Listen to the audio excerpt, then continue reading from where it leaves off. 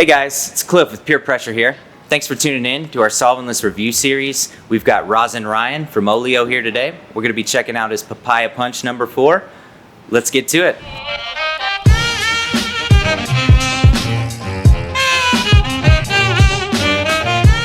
The Papaya Punch number 4 from Olio is a cross between Purple Punch and Papaya, both heavily indica dominant strains. The Purple Punch was giving me hints of grape candy and a sweet blueberry muffin fresh out of the oven, while the Papaya was on the sweet candy side of things. Papaya candy, maybe a little hint of mango in there. And it's very surprising that it was an indica dominant strain, because most of the effects I was getting were what you would attribute to a sativa dominant strain, and I was getting a very energetic, productive, and uplifting high. I attribute this to the high concentration of limonene found in this strain, and the limonene is really what was giving me that mood elevation and euphoria. The second most concentrated terpene present in this strain was linalool, and I attribute that to the relaxation and stress relief that I was getting from this. Hey guys, it's Cliff with PurePressure here. Welcome to the Solventless review series. This is episode number 2. We've got Rosin Ryan here with Olio, and we're going to be reviewing the Papaya Punch number 4. This is our jam product. This has been heat cured. This is pretty much the most separated of all our consistencies as far as THCA and terpene content within the rosin. And we believe it's probably the most shelf stable, even if you don't put it in the fridge or anything like that. It keeps flavor for a long time. And it's honestly my favorite consistency that I'm smoking right now. So you can leave this out, and it doesn't decrease in terpene value. It won't dry up, which some people do like, but this, here, let me show you here. For sure. So what's this little dab tool here? So every gram of ours kind of comes with a personal dabber. It's just a little extra thing we do, just like emergency dabber in case of situations. For sure. Very nice. It's a nice touch.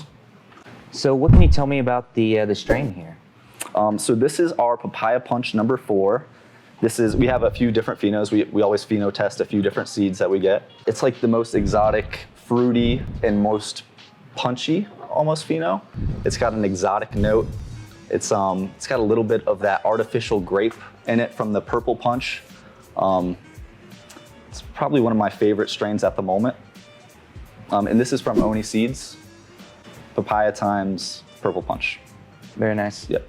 This is perfect for during the day. I'll run some errands after dabbing some of this stuff. It's very relaxing, but it's clear-headed. Yeah.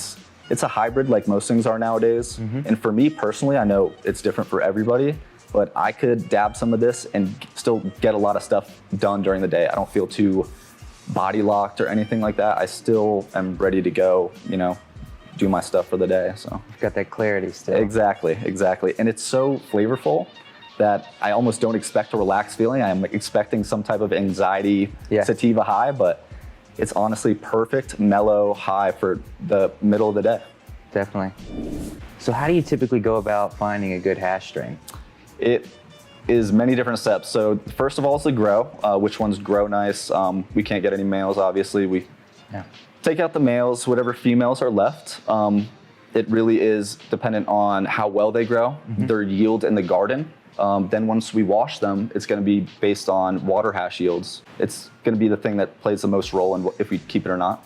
If it does yield well in ice hash and it presses well, usually we'll keep it. It all depends on flavors, yields. We all come together, smoke them. We all, put in our opinions of, which one do you think is a little bit tastier versus if the yield, if it's really worth it. Sometimes we'll take a tastier one, even if it yields a little bit lower, just because it's got that little extra that we know people will enjoy. So, for sure. So what are your thoughts on fresh rosin versus washing dried and cured flower? So you can wash cured. I've seen it done stuff. 99% of our stuff is fresh rosin, almost all. We have our own in-house garden. Everything is harvested, fresh frozen. washed within usually 1 to 2 weeks. So we try to wash it as quickly as possible. Really keeps that terpene profile just like it was when you were smelling the plant. So when you're going around, you got your fingers on the nugs. I want that to be what the rosin tastes like. Yeah, no doubt. I really do think fresh frozen, produces that a little bit better of a quality in the end. For sure. Yeah. So yeah, you talked about doing BHO extraction in the past, and when BHO first came out, people were always looking for a light golden color, but it seems now that things are kind of moving more towards an almost white color. And I've even heard of people pulling their plants early to even get that color. Do you have any comment on like? That is a huge trend right now in the grow world. As people know, you can pull your plants a little bit early, but you're going to sacrifice what I believe is a little bit of taste and your potency. The effects from you pulling early, I believe, are going to be felt. People really go for that visual. Yeah. So when people see white hash, they get excited. Yeah. I think people really need to try the hash more. Side by side, sometimes a darker hash will blow the lighter hash out of the water with taste, with potency, effect, how it makes you feel. So I really think people should try stuff before, everybody eats with their eyes, so to speak, but you really gotta smoke it. Yeah. So what can you tell us about the terpene profiles, some of the flavors that you're getting off the Papaya Punch number 4? So this number 4 is probably our most exotic fruity pheno of this Papaya Punch. It's got mostly papaya notes. It's that exotic fruit in there, and it's got a little bit of artificial grape in there from that purple punch that's hidden in there. I think it's probably the most well-balanced of our Papaya Punch phenos as far as flavor goes, and that consistency is honestly my favorite. I like when I see large chunks in there swimming in terps. So definitely, that jam is it's something else. That is beautiful. I seriously could smell it earlier, just sitting back here when it was sitting over there. So I like what you did with it for sure. Well, what about terpenes in general? Their medicinal benefits. I mean, how do you think that plays a role into the medicinal benefits, the high, and whether you'd classify it as an indica or sativa? I think everybody, takes terpenes in a little bit differently. Obviously, some of the ones like limonene, stuff like that, are just known to generally give people a little bit more uplifting effects like that. But as far as terpenes go, it's really about finding a flavor that you enjoy and an effect that doesn't hinder your day, really. Yeah. If you smoke something that you really like, but it's giving you anxiety, obviously that might not be the strain for you. You should find something, with similar profiles that don't actually have that same terpene, within the plant. So if you like something fruity, but you're getting horrible anxiety from lemon, let's maybe try like a citrus. Yeah. Or another, a strawberry, banana, or something like that, where hey, this tastes really good, but it's not gonna cause me to freak out. Yeah. Strawberry banana is one of my favorites too. It's super relaxing, probably the heaviest indica of the fruity stuff that I've tried, so I know a lot of people that love it. Definitely. So one thing I love about following you on Instagram is that you're just always dropping knowledge, helping push the community further. For those of you who aren't following him, on Instagram, he's at Rosin Ryan. Check him out, lots of great content out there. So I feel like the first time I ever heard the term Rosin Jam, it was from following you on Instagram. Can you comment? Did you coin that phrase? Is there anything there? It was kind of more of the people speaking. We did a little survey and stuff. We just wanted to differentiate ourselves a little bit. There was a huge craze going on at the time of people putting rosin in jars and this whole new tech that's going on.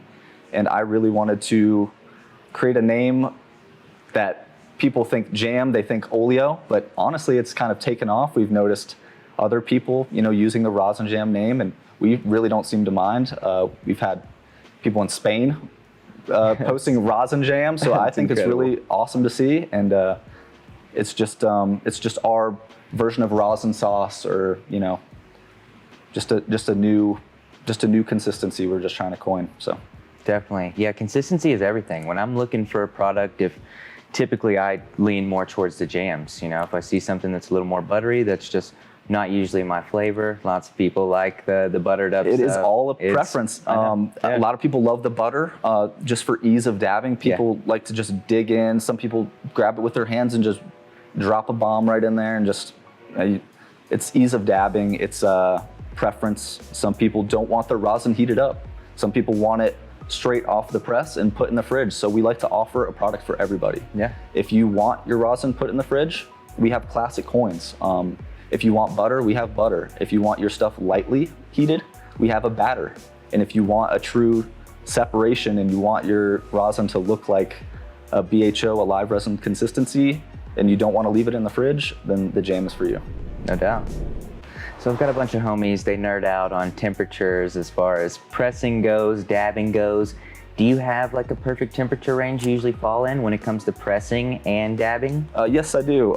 If something's pretty melty, I usually stick around 180 degrees. That's a nice low temp.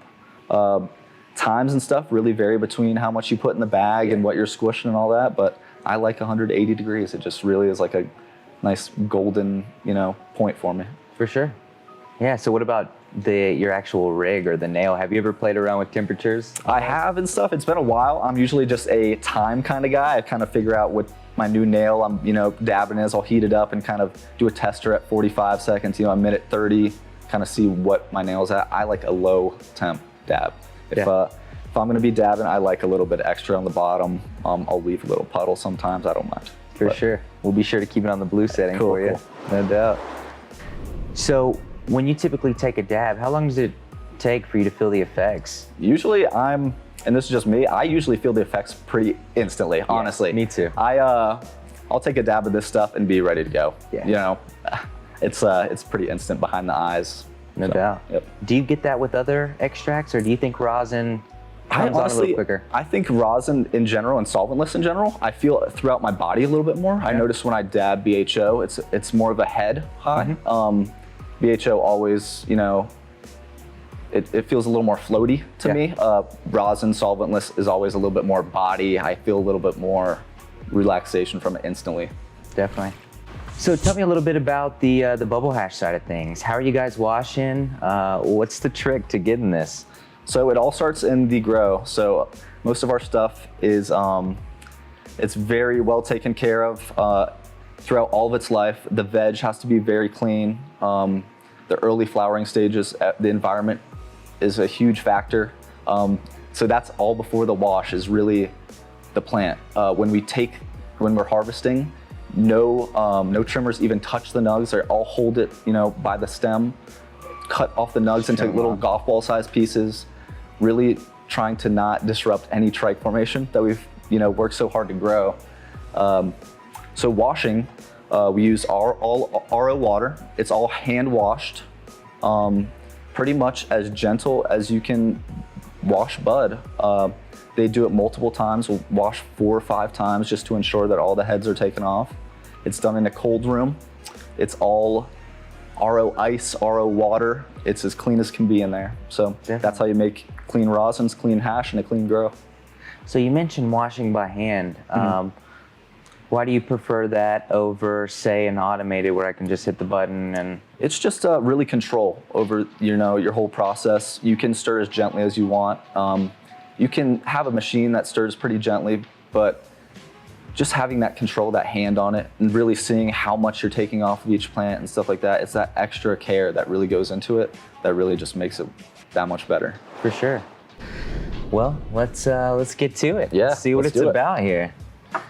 Guess we'll switch on over to the blue temp there. That's the lowest temperature we've got.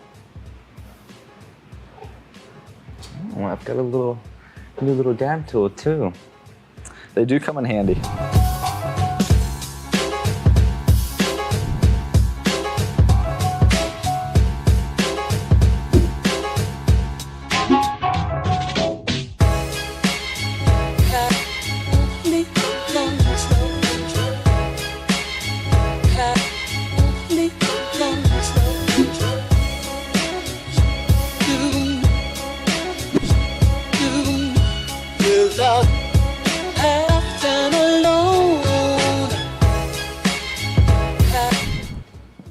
Man, that's just what I was looking for. You can definitely get that sweet papaya on the front, and then on the back end, you've got that like earthy grape soda candy. It's definitely what I'm looking for. I'm glad you enjoyed it, man. Yeah, I always enjoy papaya, but that little extra little grape really add something to it. It's got like a little, almost a spiciness almost to it. It's just really good. For sure. So what are you feeling like effects-wise right now? What do you think? I love the relaxed feeling I get from this, the clear-headedness. Could vibe to some music right now to this. Sure. So I just love the effects. It's great for chilling. Yeah. I've got a real calm, my body's real relaxed, but in my brain I've got that little tingle to it, but it's still real clear. Yep. Perfect hiking. It's quick behind the eyes and stuff. It's quick acting. I still feel like I could, get up and go do some stuff right now, so it's perfect. And it is some strong stuff. Papaya Punch generally tests around 80% for us, so I mean that's a pretty high THC content. So for sure. Yep. The rest of it's pretty much terps. We've been getting regularly 20% terps with the jam. It's probably a 5 to 8% increase over just having it out, just fresh press. So wow, that's quite a significant difference. Yeah. So if somebody was looking to get some of this sweet papaya grape soda candy, where could they find that? So yeah, you can find our product pretty much all over Colorado. It's in recreational and medical shops, dispensaries. We have a flagship dispo. It's higher grade. They offer recreational and medical at 2 different locations. You're probably gonna have your best bet, finding some jam there. But we also, post drops all over our Instagram page at Olio 710. You can give us a follow. I also have my personal page at Rosin Ryan. So I usually post the flavors as soon as I make them. Nice. People get a little anxious and always ask me where it's at. It's gonna be about a week or 2 before testing and all the packaging gets ready, usually about a week. And usually the Olio page is where you can find all the information, the drops, pretty much where everything's going that you're looking for. Thanks for stopping by, man. Really enjoyed the Papaya Punch number 4. It's definitely gonna be one of my go-tos for this summer. For anybody out there who's not following them on Instagram, be sure to check out at Rosin Ryan. Always dropping knowledge about solventless extraction, trying to push the industry forward. And Olio 710, that's where we got the Papaya Punch number 4 from. Highly recommend it. I really appreciate you guys having me. I always love talking hash, and thanks again so much. No doubt. So after sitting on the high for a while, I really found it interesting that I was getting a lot of sativa dominant effects, or what you would think would be sativa dominant effects, because they're both indica dominant strains that we're working with here. We've got the papaya on one side, we've got the purple punch on the other. Like I said, both indica dominant, so you would expect a sedative effect, but what I found was something really uplifting. And that's why I think it's the perfect rosin for summertime vacation, because it was relaxing mentally, but still energetic, got a little euphoria from that. So an all-around great summertime high, and perfect for, like I said, any vacation, any trip to the beach or the lake. It'd definitely be my go-to. And thanks for tuning in, guys. Be sure to like and subscribe below. Follow us on our IG, Facebook at PurePressure. Thanks for tuning in.